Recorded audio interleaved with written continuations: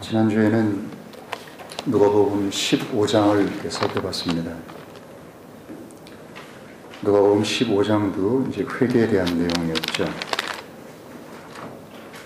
16장도 이 회개라는 단어가 나옵니다.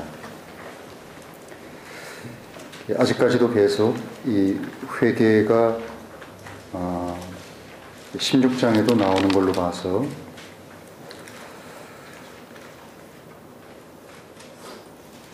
회개라는 것이 얼마나 중요한지,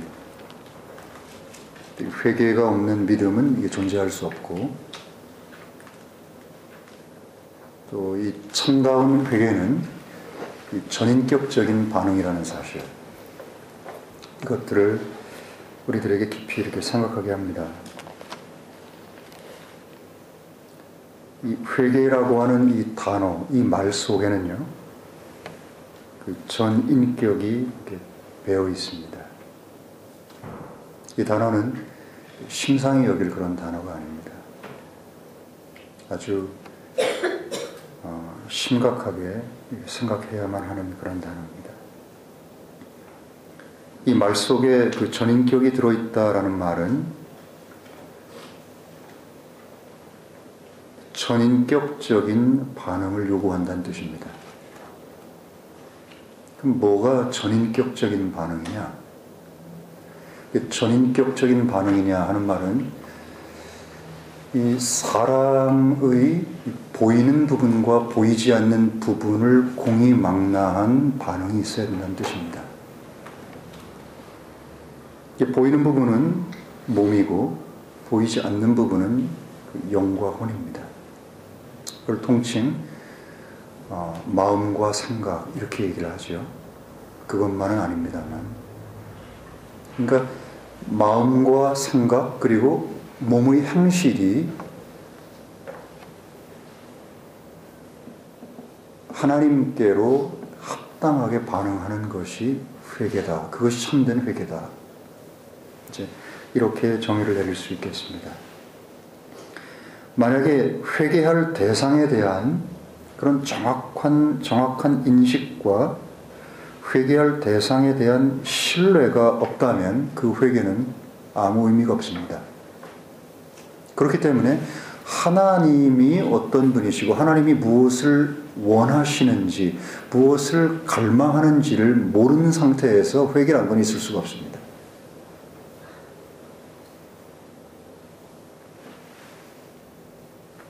그리고 그런 회개가 있었다면 그것은 무가치한 회개일 뿐입니다. 그걸로 인해서 사람은 바뀌질 않습니다. 반드시 마음과 생각, 안 보이는 내부가 바뀌면 외부가 바뀌게 되어 있습니다.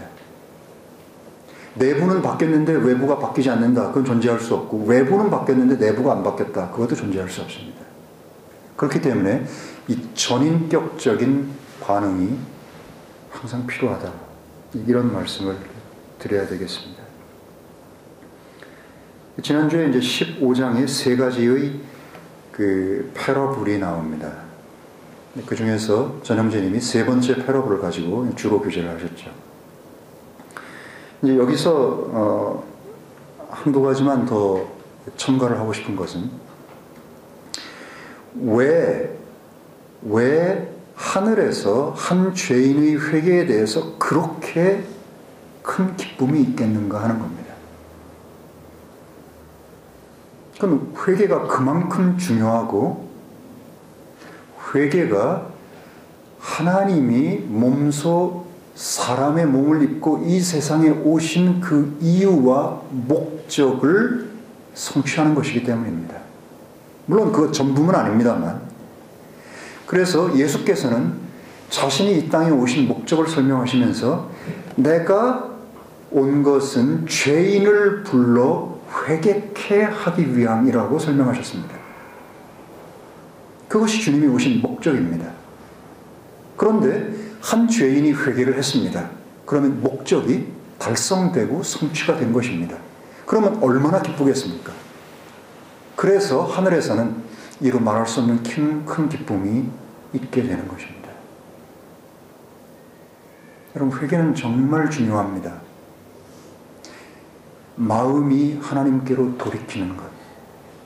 마음과 생각이 하나님께로 돌이켜서 예전에는 하나님을 싫어하고 하나님을 미워하고 하나님을 대적했던 사람이, 하나님을 거절했던 사람이 이제는 하나님을 사랑하고 그분을 좋아하고 그분의 생각과 마음을 내 안에 담아두기를 기뻐하는 사람으로 변화되는 것, 전인격적인 변화가 바로 이 회개이기 때문입니다.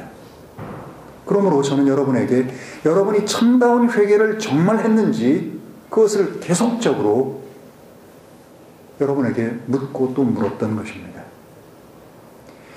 오늘날 기독교의 문제는 참다운 회개가 없는 상태에서 교회에 나오는 사람을 그저 교회의 멤버로 받아들여주고 성도라 불러주고 형제 자매라고 불러주고 집사를 시켜주고 장로를 시켜주고 그런 사람이 목사가 되고 한 그것이 가장 큰 원인이라고 설명을 드렸습니다.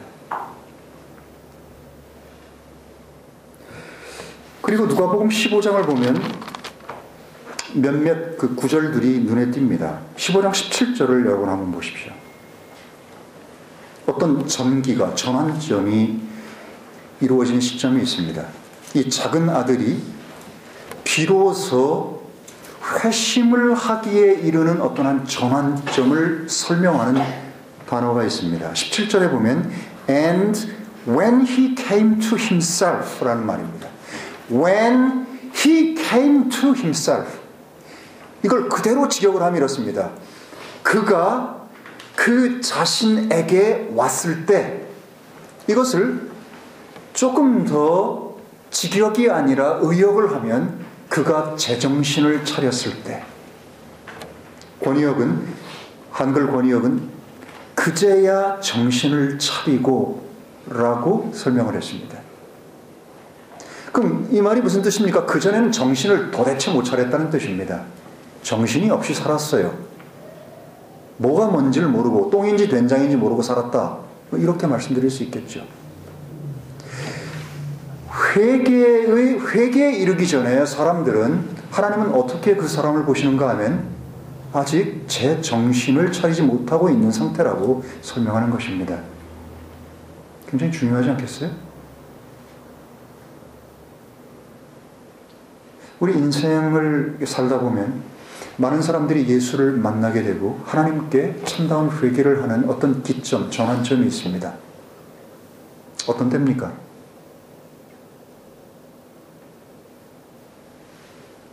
갑자기 암 선고를 받았습니다. 갑자기 시한부 인생이라고 하는, 당신 앞으로 길어야 6개월밖에는 살지 못하겠군요. 또 직장에서 갑자기 해고를 당했습니다. 사랑하는 아내와 사랑하는 남편과 갑자기 사별하게 됐습니다. 자식을 잃었습니다. 교통사고로 누군가가 죽는 것을 경험했습니다. 사업이 완전히 거덜이 났습니다. 실직자가 됐습니다. 여러분, 이처럼요, 인생이 뭔가 잘 돌아가는 것 같고 풍족하고 뭔가 문제가 없는 것 같을 땐 전혀 그가 그 자신에게로 올 수가 없다는 사실입니다. 작은 아들의 경우 어땠습니까? 그가 풍족했을 땐 그는 제정신을 차리지 못하고 살았습니다. 우리 인생에서 똑같은 일이 벌어집니다. 안 믿는 사람들은 이것을 뭐라고 표현하는가 하면, 사람이 약해지니까 이제 비로소 하나님을 찾는다 라고 마치 패배주의적인 관점에서 이것들을 해석하려고 합니다만, 실은 그렇지 않습니다. 그것이 본질이고 그것이 실제이기 때문입니다. 이런 상황이 와야만 비로소 사람은 자기 자신을 성찰하고 되돌아보는 그런 시간을, 기회를 비로소 갖기 시작한다는 것입니다. 도대체 삶의 의미가 무엇인지, 오늘 내가 지금까지 그렇게 미친 듯이 무엇을 위해서 그렇게 쉬지 않고 달려오고, 무엇을 위해서 그렇게 무한 경쟁을 벌이고, 무엇을 위해서 그렇게 물고 뜯고 죽이고 패배시키고, 그렇게 한순간의 짜릿한 승리를 위해서 내가 뭐 보자고 그렇게 달려왔는지, 그것들이 얼마나 vanity, meaningless한 것인지를 그 순간에 비로소 발견하기 시작한다고 해요. 그가 그 자신에게 이르렀기 때문입니다. 어린아이들 중에 이런 애들 있습니까? 없습니다. 학생들 중에 이런 애들이 있습니까? 뭐 좀 조로하고 좀 인생의 쓴맛을 일찌감치 보는 애들 청소년 중에도 있습니다. 청년 중에 조금 있고요. 나이가 먹어갈수록 인생이 내 뜻대로 안 되고, 나이가 먹어갈수록 인생이라는 것이 도대체 무엇인지, 무엇을 위해서 살아야 하는 건지 점점 더 고통과 또 혼란과 이런 속에 있게 될 때, 자기 스스로가 얼마나 보잘것없는 존재인지를 점점 알아가게 될 때, 그렇죠? 자기가 30이가 되었다는 사실을 알게 될 때, 전 그 말이 뭔 말인지 몰랐어요. 제가 결혼합시다인가? 아니, 이웃집 왼수를 보니까 30이란 말이 나오더라고요. 제가 문득 생각이 났습니다. 내가 30이구나. 근데 저는 오래전부터 30이었기 때문에, 저는 옛날부터 원래는 이식이었거든요. 하루에 꼭 아무리 못 먹어도 밥을 2번은 먹었습니다. 그랬다 한 끼 더 먹어서 30이니까 큰 문제는 별로 없었는데, 어느 날 내가 30이라는 사실을 발견하고, 어느 날 아내가 곰국을 끓이면 두려워서 떠는 그런 사실을 발견하고, 도대체 나라고 하는 인간이 아버지로서, 남편으로서, 그리고 한 존재로서 무엇을 바라보고 여태까지 살아왔던가, 무엇에 힘주고 무엇에 목매고 살아왔던가, 그것들을 발견하게 되면서부터 사람은 이제야말로 자기 스스로를 낮추는 원래의 자기의 자리로 되돌아오기 시작한다는 것입니다. 여러분, 그렇기 때문에 절대로 성공하고 잘나가고 번영하고 할 때는 절대로 하나님을 아는 것도 진리에 근접하는 것도 없습니다. 이것을 마음으로부터 거절하지 마십시오. 어쩔 수 없이 오늘도 저는 누가복음 16장에서 성경을 관통하고 있는 정말 중요한 그 금맥과도 같은 금맥 중의 한 맥을 또 다루게 될 것입니다. 이 금맥을 계속해서 찾아나가면 무한한 진리의 보고 속에 이르게 됩니다. 저는 저를 포함해서 우리 모두가 끝없이 아주 열망하면서 이 금맥을 찾아나가듯이 이 진리의 맥, 성경을 흐르고 있는 이 진리의 맥에 우리 모든 것을 거는 그런 지혜로운 자가 다들 되기를 정말 원합니다. 또 한 가지는 15장에 3가지 비유 가운데 3번째 비유에만 특별하게 쓰는 말이 있습니다.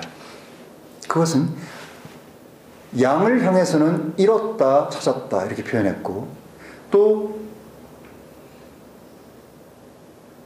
은전에 대해서도 한 개를 잃었다가 찾았다 이렇게 되어 있습니다. 그런데 아들을 향해서, 사람을 향해서는 그런 표현을 쓰지 않았습니다. 물론 그 표현도 썼습니다만 거기에 앞서서 더 중요한 표현 하나가 들어있습니다. 뭡니까?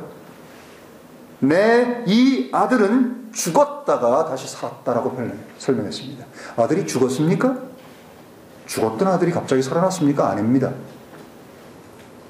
여기서 하나님이 이뤄진 죄인을 어떻게 보고 계시는지를 우리들은 살펴볼 수가 있습니다.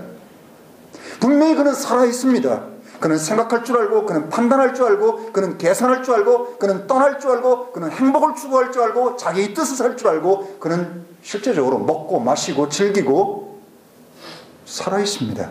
그럼 하나님 뭐라고 표현하십니까? 이 아들은 죽었다가 다시 살았다라고 설명을 했습니다. 잃었다가 찾았다라고 설명하고 있습니다. 그것도 2번씩이나. 어떤 존재를 하나님은 죽은 존재라고 인정하고 계십니까? 아버지를 떠난 아들을 죽었다라고 표현했습니다. 하나님을 떠난 사람을, 그가 제 아무리 잘